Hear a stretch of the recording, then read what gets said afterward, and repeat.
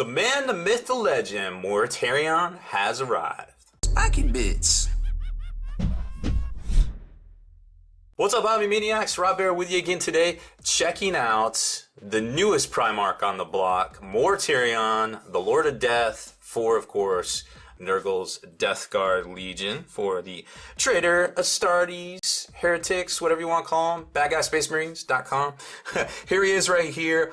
This is a fantastic kit, $140 US. Now, that price is up. It is worth noting. I don't always like to go into pricing spiels on here, but if you will take a notice, Magnus is 130. All of the kind of special characters, if you will, larger kits from I think Scarbrand to Ilariel, etc., larger. The Lord of Change kit wasn't. It was cheaper because it wasn't like a special character kind of kit. Actually, it might have been. I want to say it was 115. I didn't fact check that one. But all those other ones were 130. So this is the most expensive single model kit outside of, you know, like the Imperial Knights or whatever that we've seen from Games Workshop. As far as I can tell, I'm pretty sure. What that means for the future is anybody's guess. But you know, I feel like he's scale wise, and we'll know because I'm going to actually put them together and record another video comparing them to Magnus. I feel like he's about the same size as Magnus, you know, just all looking at the base and everything. So I don't know what the precedent is. He's definitely more detailed and more posable than Magnus, which I'm about to show you as well. Now the kit itself comes in a collector's box. You know, I'll show you here in a second. It all opens up. It's all super fresh and everything. There is a couple of different options, which you can kind of tell right here for the arms, where this arm piece right here is locked, but then these two pieces right here are interchangeable via this two different, I guess this would be his right arm piece right here, that you can kind of configure when you assemble it. There is no alternate head, unfortunately, but there's lots of cool little Nurgling options down here around the base that you can either assemble or maybe paint later and then, you know, put on the base right here. But lots of cool details that really wasn't apparent at first when we first saw the miniature. Everybody was kind of hating on it, but once you get in here and you start seeing like all the studs, all the pitting in his shoulder pads and stuff, all of the little wisps and everything. There's wisps on his back here. There's wisps coming out of silence right here. Right here you can kind of see a better shot of the back. Like, there is a lot of detail in here, and there is a little bit of interchangeability. Again, the head not so much, but the different arm sections. So let's open this bad boy up, kind of show you what I'm talking about. It does come with a full color guide, as far as, not really a guide, just more of like a paint by numbers, I suppose, of what colors they kind of recommend for you to paint him. I swear this is gonna work. How do you do it? It's like a puzzle assembled by machines. Oh, okay, it's just like, all right, I had it, I swear. Boom, there it is. All right, let's take a look at this. So there's that really cool Death Guard symbol, and the man himself in a little like epic kind of backdrop here with a bunch of different kind of cool terrain. And then from here, you open it up just like we saw with the Magnus kit, just like we saw with Ilariel, etc. And there's the model himself. Very, very cool. Okay, so guide aside, it's a 2 sprue kit, and it is on 100 mil rounds. This is the same base as Magnus.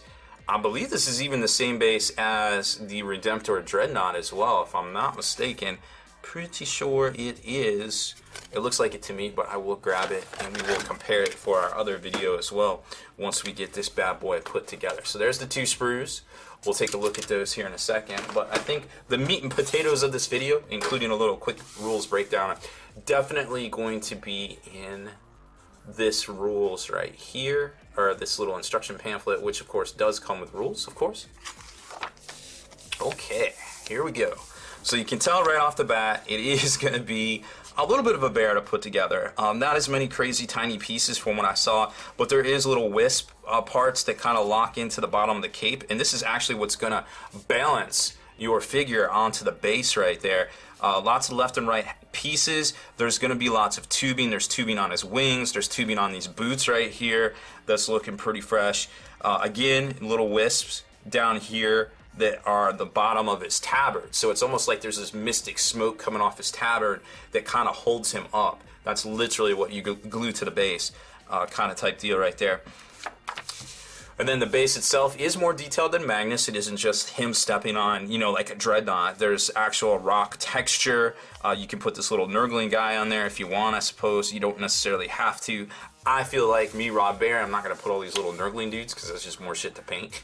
I would much rather spend the extra amount of time painting Mortarion himself. All sorts of chains and things, and there is going to be the little wisp on the chains, which these aren't load bearing, so technically you could snip them off and not have the sensor going out all crazy to the sides and still have a couple more hanging down here in the assembly that you're going to see over here, but you don't necessarily have to. That's kind of just, you know, whatever you want to do as far as, you know, your hobby commitment level right there, because once you start adding all these figures on, you're literally adding more figures on the paint, right? So it is what it is.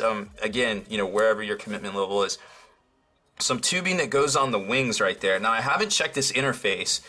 Magnus, technically, you could slot the wings in, and I didn't realize it until after I had assembled mine.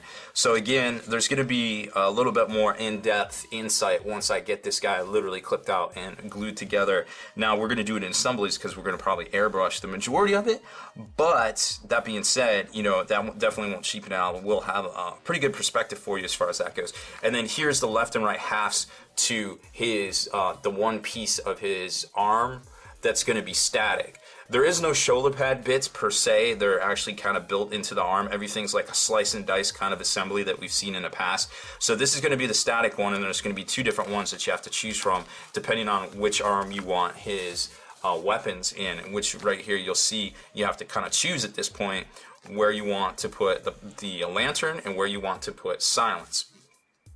If you want to go the way we saw the preview pictures initially, silence in the right arm, you're going to be using this part 48 and 49 over here. If you don't want to go that, you want to forego it, I think it's piece 61 and 62, but you're still going to use the gun and you're still going to use, you know, the silence bits themselves. They're just going to be in a little bit different of an order here, right?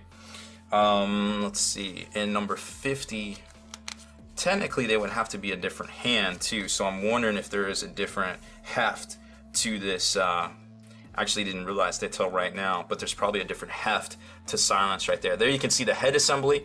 It's going to have some tabards hanging down, the head itself, the front plate and the cloak, and then the cloaks go onto that, and that's your assembly. That is the same for both of them, depending on which one you put together. Now let's check this over here. So there is a different front half to silence. So same bottom, different hilt, so to speak, because he would have a different hand holding it depending on if you're using the right or the left, which makes a lot of sense.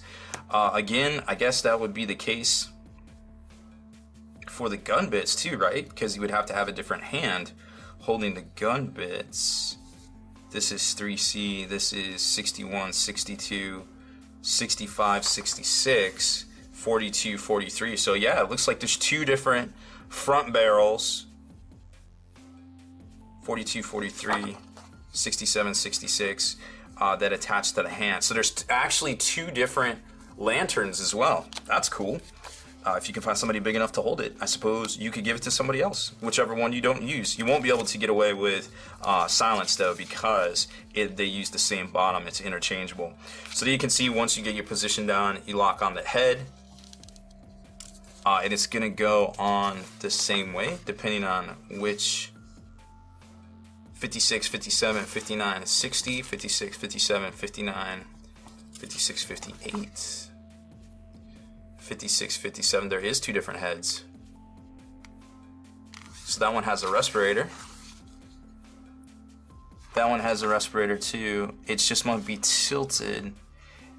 It might just be tilted and the bottom mount is looking a different way depending on which way you position it. Let's see. Yeah, it's slightly tilted, but not enough that I could really see it. I suppose maybe his eyes are looking more down this way. We'll have to take a look once we get the sprues out here and see exactly which way it's going right there. So lots of discoveries here. You're gonna have some extra parts, don't be alarmed.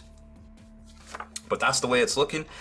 Something they said in the White Dwarf too was don't glue on these little wispy parts to silence and the back. Paint them separate and then glue them on. You can see there are separate sub-assemblies they just cut out and glue on. So if you have the option, you might want to think about doing that. Plus, they'll get in the way of all your airbrush work or all your paintbrush work here on the wings as well. Now, as far as the rules themselves go, well, I think everybody and their mom has pretty much seen it at this point. 470 points for all this goodness. Maybe this is the first time you're actually seeing it in print because somebody actually put it on a video.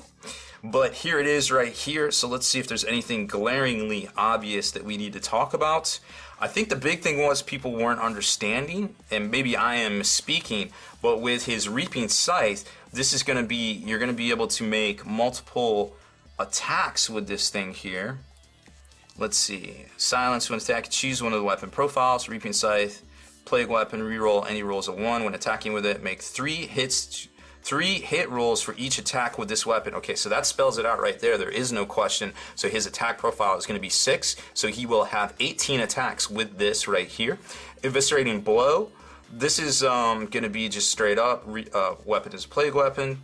You can reroll any wound rolls of 1 when attacking with it. But remember too, his warlord trait, which may or may not say it on here.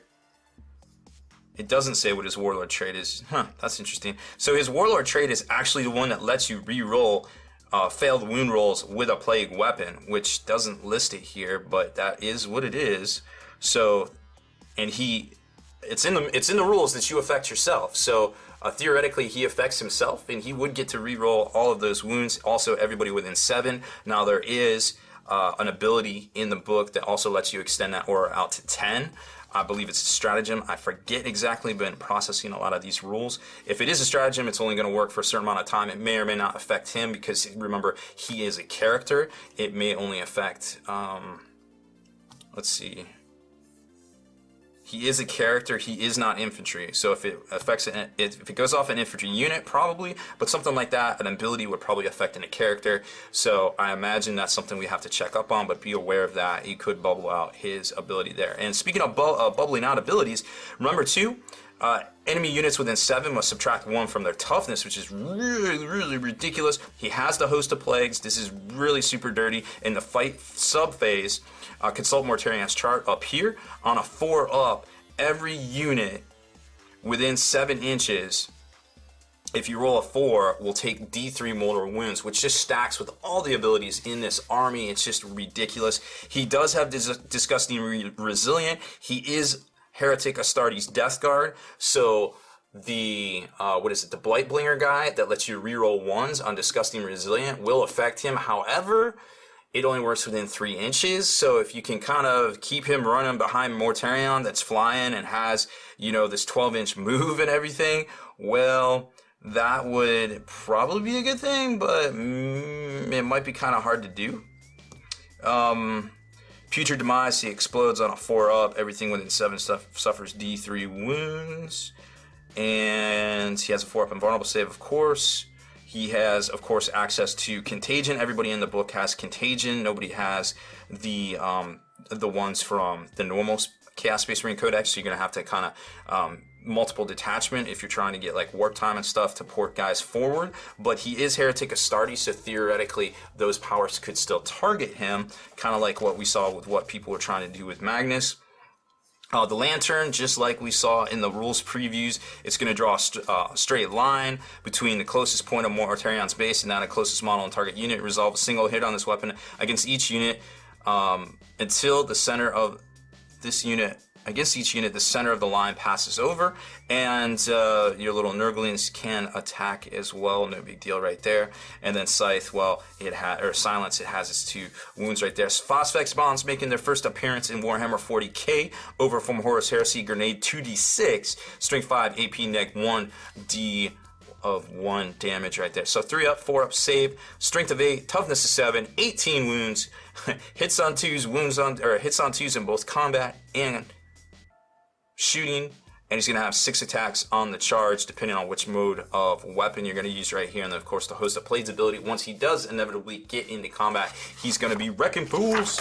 So there's the rules. Oh, and the full color guide on the back right here, you can kind of see how the heavy metal team did it. I really like this.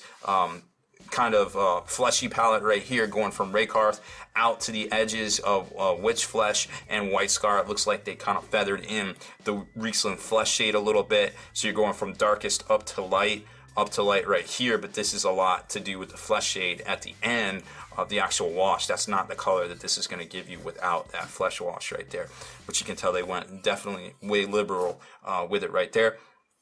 Death Guard green, Ogren camo, Creek khaki on the armor right here, and then lots of cool purples right here. I don't like these purples. I feel like they're muted. I would go more, if this was me, I would probably go more on the Genestealer purple side, and then lots of other accoutrements and accessories to recipes to paint all this. They don't give you the wisps though.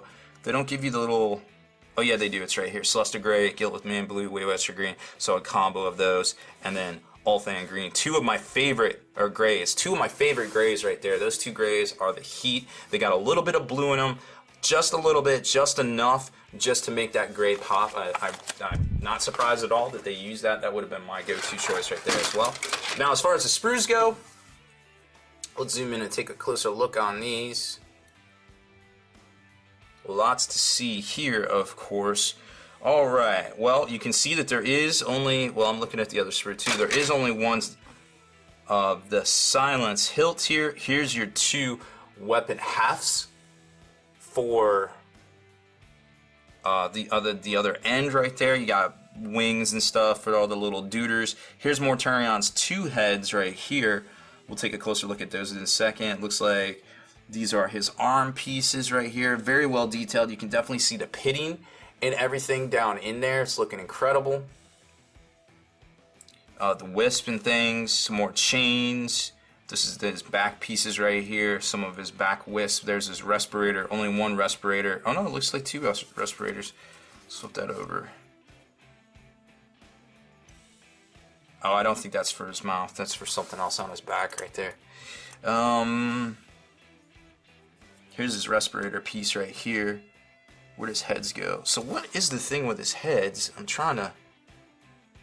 Oh yeah, one is definitely tilted more. So that'll kind of clue you in on why there is two heads, but they're exactly the same. One is just tilted more to the right, it looks like. So we'd be looking down the barrel of the gun right there.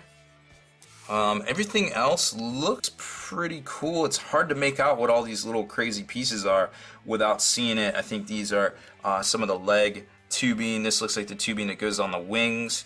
And then of course you got the various chains and such. I'm sure all of this will really start to snap into place once I get it assembled. Speaking of assembled, this is not a lot of pieces right here. So you got the two wings, obviously. You got the main torso, or I guess lower torso of Mortarion. That's going to be his cape and everything. Some of his leg pieces. These look like left and right lantern bits. Fronts to the lantern. Was the other lantern on here? I didn't see it. Have I been misspeaking the whole time? It looks like there is only one lantern bit. So maybe there's a... That doesn't make sense though. Oh, because it's this... Oh, okay, because there's a different case. Okay, so those are different. Those are the two. They're not left and right. They are left and right. They're not halves. They're actual... the piece themselves, and then it has the little barrel bits right there that go onto it, so that makes sense. Okay, and there's your different arms. These wings are very well detailed. All of the, like the little sinewy parts are definitely very well pronounced on here. You've got various depths of pitting that looks really cool. Nothing bubbles out. It looks like it all recedes and it's pitted. Almost like a pox that has been popped and then just kind of lingering, I suppose. Yeah, it looks to be the case on it. The only thing that kind of bubbles out is like the rivets and things up there. So overall, I think this is pretty cool. And then here's the bottom base bits. Got some like random toxin and crap down in here, and just a couple skulls. What wouldn't Warhammer terrain be without skulls? So overall, I mean, I thought it was a lot of pieces, but it doesn't really seem to be a lot of pieces because some of these you're not really going to need, you know? Kind of depending on what configuration you're using, because you're gonna have arm bits, you're gonna have weapon bits, you're gonna have weapon haft bits right there, and a couple of other things. You know, if you don't want to use one of the heads, no big deal. Some of the little nurgling minions on the base, but for the most part, I feel like you're gonna use all of this stuff here, minus a few of the little nurglings and whichever lantern you decide that you want to use right there. So, well, that's pretty much it. That's all I can tell you about this new model. It seems very forward thinking. There's way more options than Magnus had, but again, it seems like they're about the same size at cursory look. I can't tell you for sure, but I'm pretty sure this is the same size base. We're gonna get this guy together. Then we're going to do a little video comparison on him and some other models out there, just to kind of check the size, give you some tips for actually putting yours together as well. Not, you know, any gotchas or lookouts that you might want to know about before you spend the cash on this guy right here. And then, you know, there's always a potential to screw these things up, and I wouldn't want anybody to screw up their model because I forgot to tell them something. That's definitely for sure. So come on back here shortly, probably up at the same time, and we will have a Mortarion showcase review video as well. Now, speaking of video features here, if you like what we're putting out every week, 40, 50 videos, it seems like every month, make sure you subscribe to us and turn on notifications so you can be the very first to like and comment on our videos, and head on over to thelongwar.net. That's the home of the battle reports for exclusive content, early access videos, and downloadable 8th edition army lists. Become a veteran of the Long War today.